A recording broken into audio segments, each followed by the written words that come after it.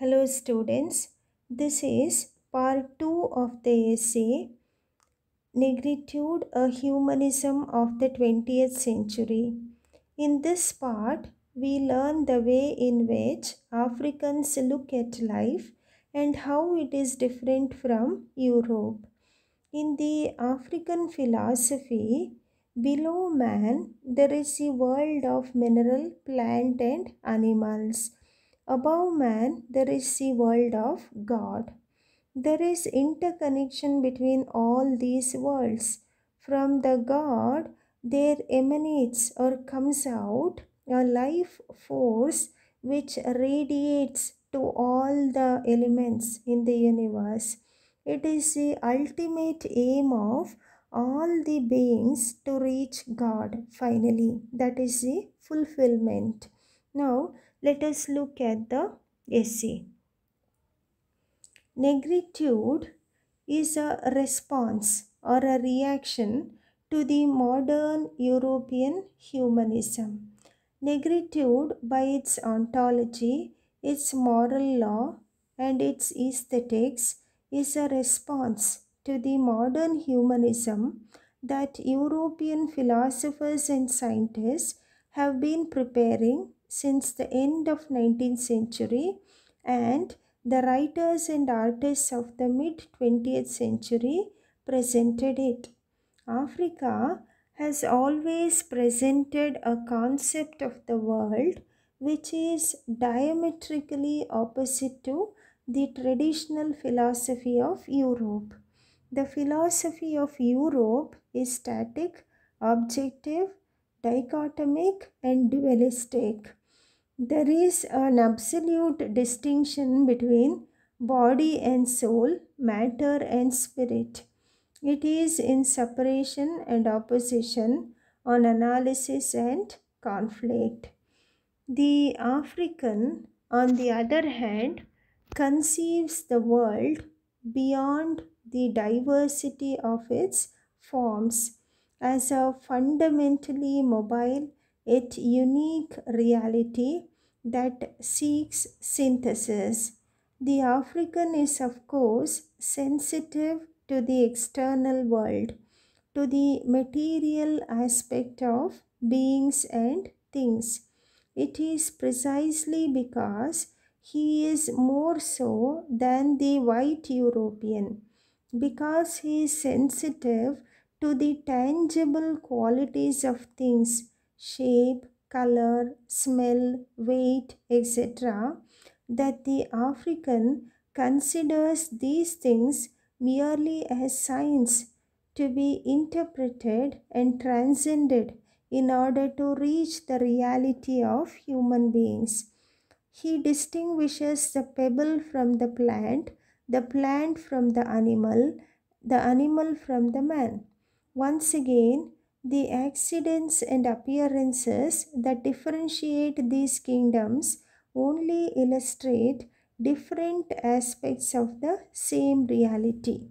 This reality is being in the ontological sense of the word, and it is life force. So, man has to transcend or go beyond all the other forms of life and reach God. For the African, matter, in the sense Europeans understand it, is only a system of signs which translate the single reality of the universe. Being, which is spirit, which is life force.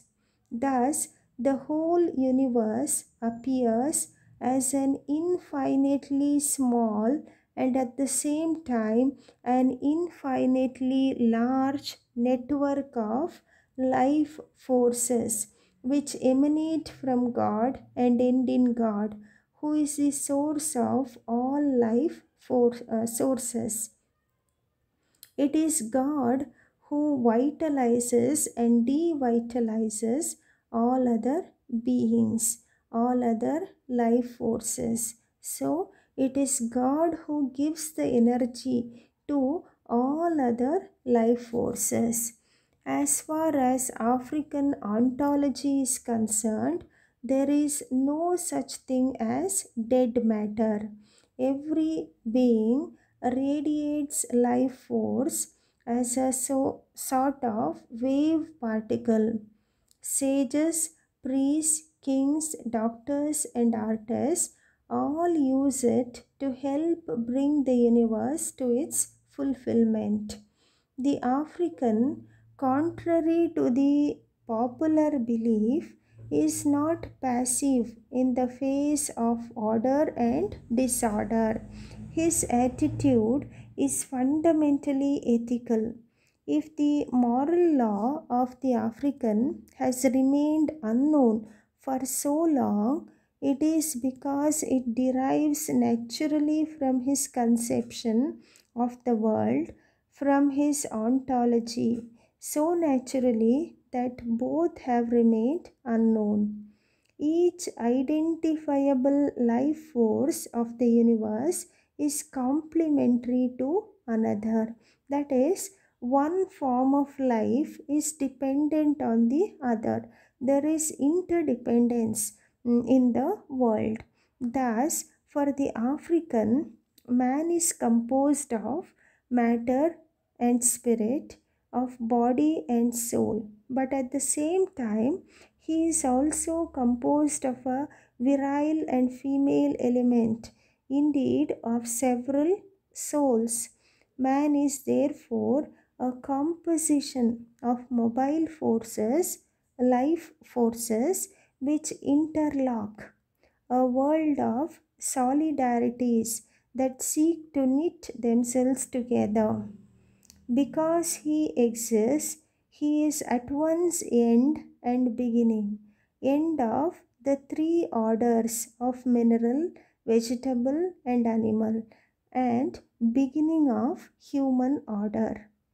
Above man and based on him lies the fourth world of concentric circles, bigger and bigger, higher and higher, until they reach God along with the whole of the universe. Each circle, family, village, province, nation, humanity is in the image of man and by occasion a close knit society. So, this is the order of the world. There is man, below him there is mineral, plant, and animal, and above him there is God. So, he has to bring order into all this and take them to the world of fulfillment.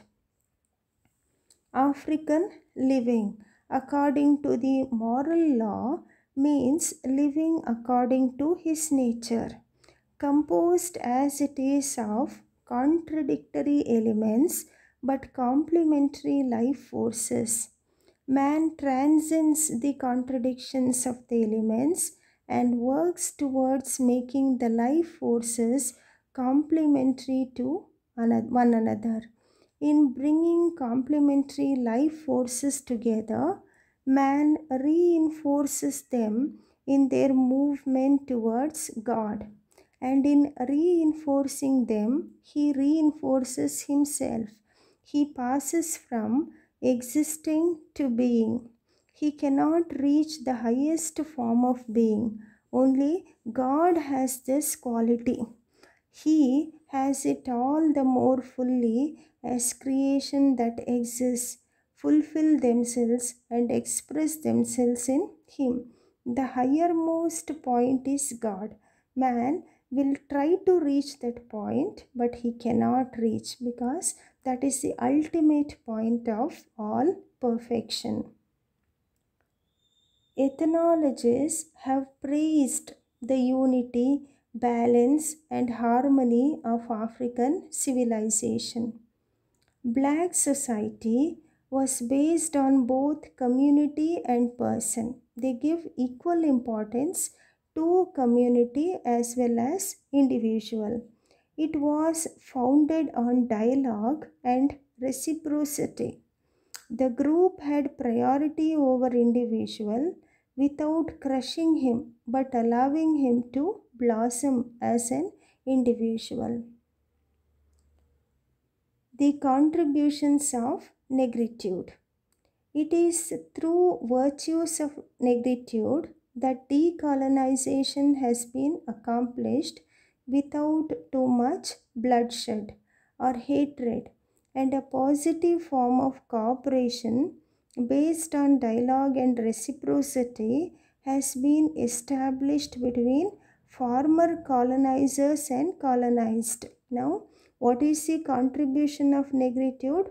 One, decolonization is possible without bloodshed. Second, the relationship between colonizer and colonized remains intact. It is a bond of friendship or understanding that is there between them. It is through these virtues that peace through cooperation could extend to South Africa, Rhodesia, and the Portuguese colonies. The contribution of negritude to the civilization of the universal is not of recent origin. In the fields of literature and art, it is contemporary with the revolution of 1889. The French poet Arthur Rimbaud has already associated himself with negritude. The expression of Negro Revolution was used by Emmanuel Burle. That is, he says a lot of support is there for negritude movement. Negro Revolution helped to stir European plastic art at the beginning of 20th century. Art, like literature, is always the expression of a certain conception of the world and of life, the expression of certain philosophy, and above all, certain ontology. Corresponding to the philosophical and scientific movement of 1889, there were literary evolutions and artistic evolutions. Literary evolutions were symbolism and surrealism. Artistic revolutions were plastic arts, Nihilism, Expressionism, Fauvism, and Cubism. A world of life forces that have to be tamed is substituted for a closed world of permanent and continuous substances that have to be reproduced. Now, he contrasts the art of Europe and art of Africa. The art of European West has always based on realism. The world of art had always been an imitation of the object. In Aristotle's words, a corrected imitation, improved and idealized by rationality. The interlude of the Christian Middle Ages is significant as Christianity itself is of Asian origin and strongly influenced by African. In Africa, art is not a separate activity, it is a social activity, a technique of living, a handicraft. In fact, it is a major activity that brings all other activities to the fulfillment. All human activities, down to the least daily act, must be integrated into the subtle interplay of life forces, family, tribal, national, world, and universal forces. This harmonious interplay of life forces must be helped by subordinating the lower forces of mineral, vegetable, and animal to their relation to man. The forces of human society in its relation with the divine being through the intermediary of the ancestral being. So, the ancestor, the role of the ancestor is emphasized here. Man has a role to help all other beings in their uh, movement towards God, and he is helped by the ancestral being. The main virtue of negritude is rhythm that gives the work of art its beauty. Rhythm is simply the movement of attraction or repulsion that expresses the life of the cosmic forces, symmetry and asymmetry, repetition or opposition. In short, the lines of force that link the meaningful signs that shapes and colors, trembles and tones. Singer contrasts the apparent contradiction between contemporary European art, which is based on subject, and African art, which places it on object. The contrast is because the revolution of 1889 began by reacting against the superstition of the object. For an African, the act of restoring order of the world by recreating it through art is a reinforcement of life forces in the universe and consequently of God. So, for an African, art is similar to life itself. Both are interconnected. So, there is no distinction between art and life.